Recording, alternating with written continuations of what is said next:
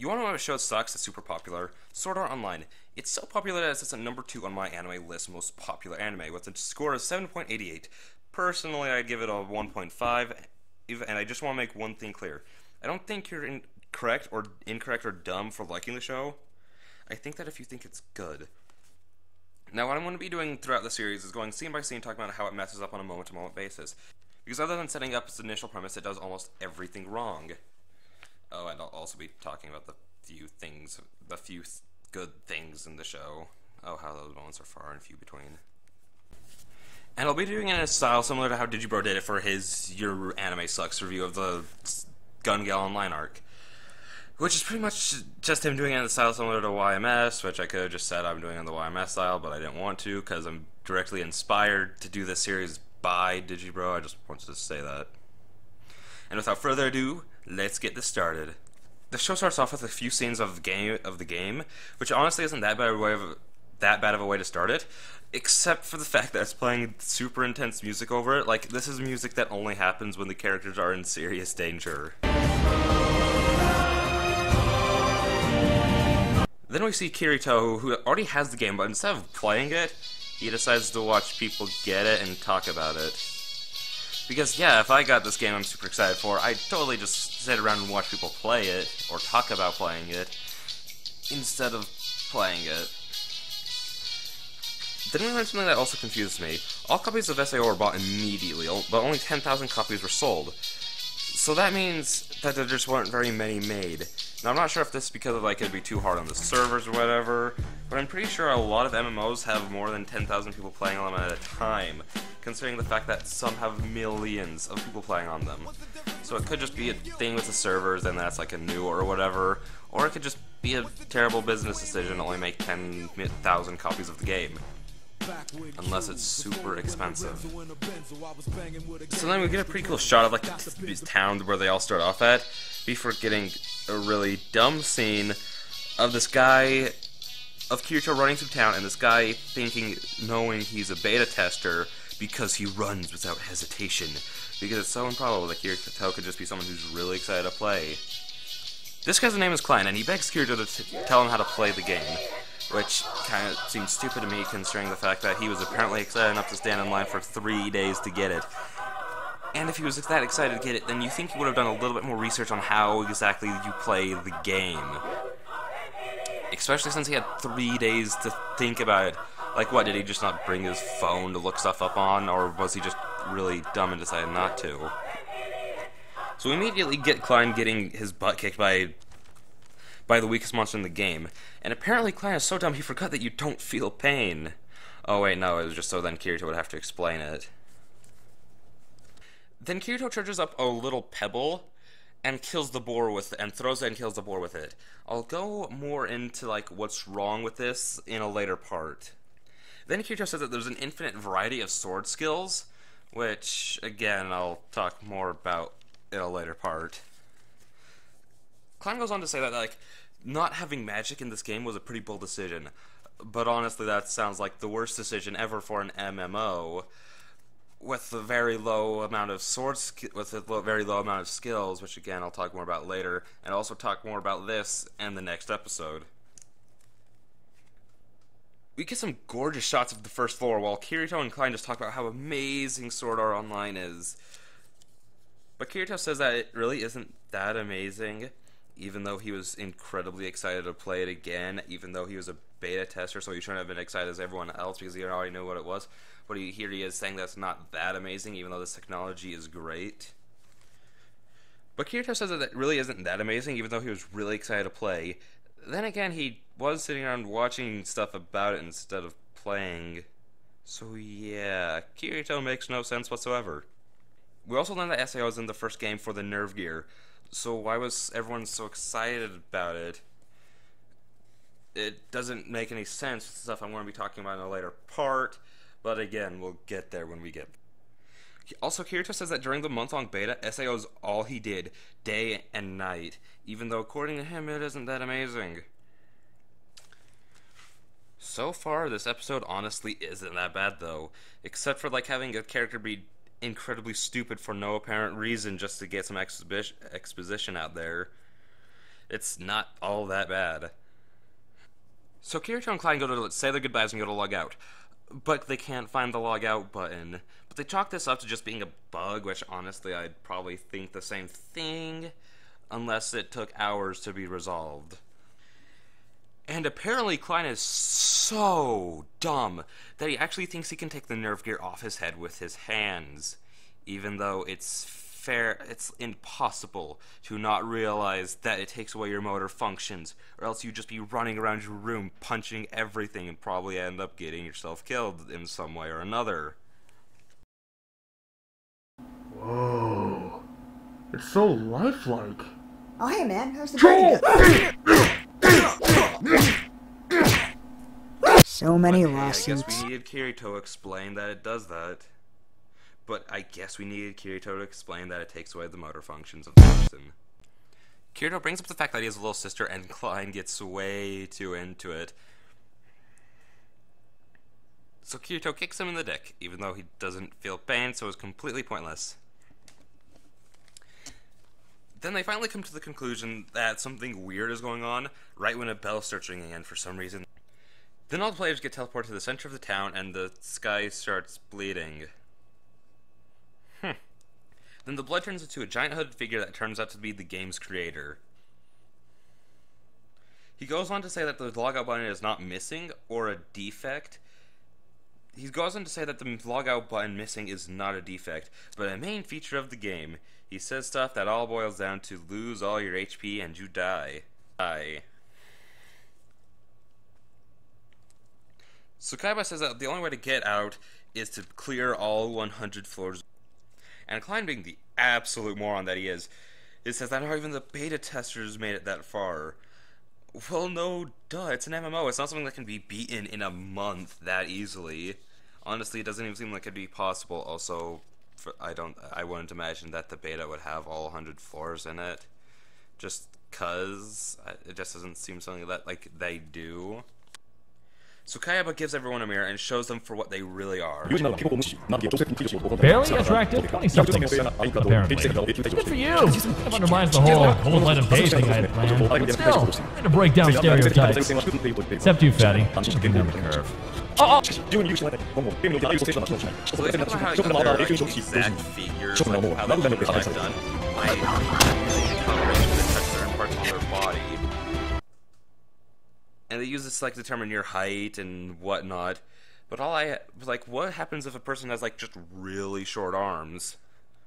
Starts flipping the shit, but Kirito's all like, nah, brah, I'm out. He grabs Klein and gets out of there. So Kirito says some crap about there being limited gold and EXP, which I don't really know much about MMORPGs, but from the little experience I do have, there seems to be a never-ending supply of that stuff, especially EXP, considering you get EXP whenever you kill anything. Ask Klein to come with him. Kirito asks Klein to come with him, but because Klein wants his friends to come along with him, Kirito gets really uncomfortable, and he says that he doesn't think he'd be able to protect all three of them. Klein realizes that and says that he's fine and to go on without him. And it's in this scene that we get a lot about their characters. Like, we got like some of this throughout the episode, but I just don't really want to talk about it because it just kind of comes full circle at this point in the episode. But it just shows how their characters are. Kirito's socially awkward and really into Sword Art Online, but he says that it's not that great. That's really it for him. Klein's a nice guy who isn't very smart. Klein says some stuff that means he's homosexual. Well, would he be bisexual? Because Kirito's the only guy that he acts this way towards. So welcome to the harem, Klein. If it only gets worse from here. So Klein disappears like the Batman, and Kirito kills a wolf in a gorgeous animated scene. We get the opening, and with that, the episode ends. So all in all, it's not that bad. Honestly, I could think of... it could have been a lot worse. But for what it was out to do, it was decent. It made sure that it made sure that we all know what's going to happen throughout the series. It made sure that we have a firm understanding of how the series is set up, even if it did do that through a huge amount of exposition. But other than that, I mean, it was alright. I mean, the exposition scene wasn't as bad as what we're going to get later. I mean, it was cool with, like, the whole floaty guy floating above them. Well, floaty guy. It was cool with the guy floating above them. It was just a lot better than the other exposition scenes we're going to get.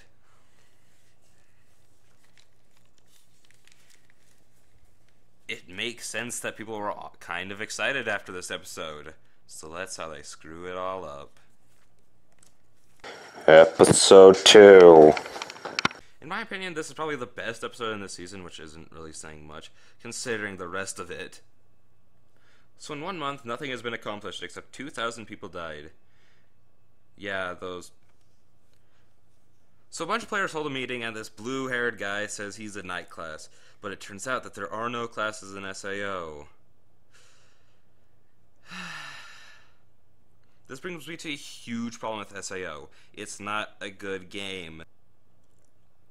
But I will talk more about that at the end of the Aincrad arc, along with the rest of the reasons why it all sucks. So after he says that, everyone starts making fun of him. Hey, remember how 2,000 people have died? Shouldn't you take this a little bit more seriously? Episode 2. So the blue-haired guy says that they all need to get into parties, and Kirito kind of starts losing his shit. Then he notices someone else alone. This leads to this. What do you... So after they all party up, this douchebag shows up and says that all beta testers are dicks. Because he's a complete idiot. Then the only character with the brain at this point comes up. He says that the beta testers gave out... If I might interject, And who the hell are you? I am known by many names. Mountain Slayer, Thunder Lion, the Chocolate Axe. But you may call me Tiffany. Tiffany, huh? That's a pretty masculine name. Shouldn't be. It's a woman's name. I love Aggie. So later that night, we see Kirito and Asuna just eating some bread. Kirito says it tastes great, but while Asuna thinks it's disgusting. But Kirito says that he has some special cream that makes it taste good. But that raises the question of why did he take a bite before putting that on? Then we learn about why Asuna came to the town, and she says that she didn't come here to... She says she doesn't want to let the game beat her, even if it means dying. And by beat, she means scaring her to the point where she can't continue on. This pretty much just means she has a strong will. Then we learned about something called Switch, but we don't exactly know how it works. Like, it's never explained ever. All you get is, like, fans talking about how they think. Then the boss fight starts, and let me just say, I love the song that's playing here, and I love how the backgrounds all look. Like, there's just so many pretty colors moving on the walls. It's great. And then this fight is the only time we actually see strategy used, which seems really weird considering from the few things I've seen of MMOs, people use strategies because just overpowering a boss is something that should not be done or possible. But, hey, that happens later. Then the blue-haired guy is like, I want to get the last shot in, so he goes against the plan and then charges it alone. But there's some information about his weapon that was wrong, so the guy gets absolutely destroyed by the boss. Which, a couple of things are wrong here. One, why doesn't he drink the potion? Two, why does Kirito think the blue-haired guy is such a good person? Because he goes against the plan which won't have gotten anyone killed. Then he ends up dying for a selfish reason which ruins the morale of the group. Also, why is he acting like he is in pain? You don't feel pain in us. Then Asuna's cloak gets ripped, revealing her to be a girl. So they beat the boss, and it looks like everyone gets some EXP, even though it implied only the person who killed the boss would. But then the douchebag is all like, you knew what the boss would do, so it's your fault the blue-haired guy died, even though all he yelled was, get back. Then they figure out that he was a beta tester, which makes all beta testers evil again. And instead of defending himself or trying to come to an understanding, Kirito says he's the most powerful beta tester ever, and the rest don't even compare to him. And I get what he's trying to do here. He's trying to become a lightning rod of hatred, but it doesn't work. People still end up hating anyone who could be one. Pretty much means that 1,000 of the best players are all ostracized by a community of morons. Then they call him a cheater because he knows more about the game. They also come with the title beater because beater and cheater equals beater. Seriously, are these guys in kindergarten? When did Asuna get hit? He tells Asuna that she should join a guild because there's a limit to how far he can go, that you can go as a solo player, even though Kirito said a single sword can carry you anywhere he wants. And also, apparently this logic doesn't apply to him because he goes off to be a solo player anyways. Episode 3. This is a really funny episode. I laughed many of times throughout it. Holy shit, it's already been 4 months? Well, I'm sure that this is the last time there's going to be a huge time skip. Right guys? Right? So it starts off with some guild congratulating themselves for something, then thanking Kirito for saving them from something. See, this is another problem with SAO. It's very telly, but not very showy, even though it's a visual medium. And yes, you are seeing that correctly. All of them are color-coded, so you don't forget who's who, even though I forgot all their names. Except for Mopi over there. And speaking of Mopi, she's the first in a succession of cute girls to join Kirito's harem. And do nothing else but that. So the red one asks Kirito about his level, and he lies for some reason. So they ask him to join the guild, and he accepts, even though he's gone out of his way to be a solo player. Then we get really out of place looking still of the characters just talking. Oh hey, a time skip of another month. Oh well, I'm sure there aren't any more. Remember a minute ago when Kirito lied about his level? Well, that should be pretty fucking apparent at this point. Unless everyone in the guild's so stupid that they don't notice how much more damage he does. Then I don't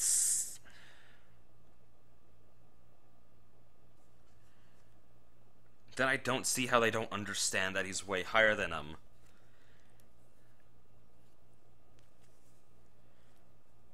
Well, that probably would have been really cool to see. Kirito says that the assault team knows how to level up quickly and that they just don't share it, which makes people who are trying to get everyone out of the game seem like assholes. And we still have no idea what a coal is worth. Then one of them says that the dream of buying a house isn't a dream anymore, even though we didn't know that was their goal. Then Klein shows up for no reason. Kirito uses his eagle sense to look up for Mopi.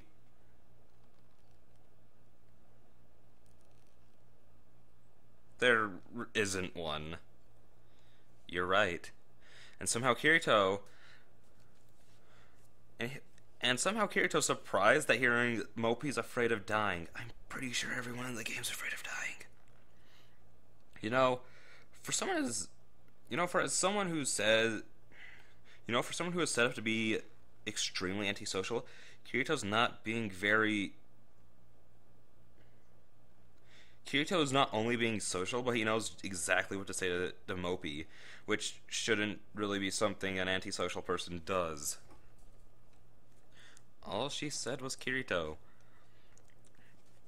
So they go to a dungeon way out of their level range, and Kirito thinks it's a bad idea, but he doesn't try convincing them of it. See? Comedy gold. Oh no, Care 3, you were my favorite character. I'm so sad they were all such well-developed characters. Man, such a shame to see them... go after knowing them for 13 minutes. And see, this is where I'm talking about as being another part of it being comedy gold. It expects the audience to care about these characters when most of them have only had like 3 lines of dialogue, except for Mopi. I'm pretty sure one of them hasn't even talked at all. No transition at all from between Kirito screaming at his friend's death. It just instantly goes to some peaceful, happy Christmas time. with no transition whatsoever. Just it was just really lazy editing and directing, honestly. In a flashback, Kirito tells the Red One that he was a beater, and that automatically makes him an asshole, even though he saved their lives. Then the Red One kills himself. And for some reason, Kirito thinks that his arrogance killed everyone, even though that makes no sense, and I can't even understand how he got to that realization. It was their own stupidity that they were killed. The only way that Kirito should be able to blame himself for this is that he didn't try hard enough to get them to not go. Kirito says they shouldn't have kept his level a secret because that somehow could have saved them. Somehow? I don't understand his train of thought whatsoever. Kirito learns about an item that's said to be able to revive players. And for some reason he believes that something in the game can revive the dead. Genius.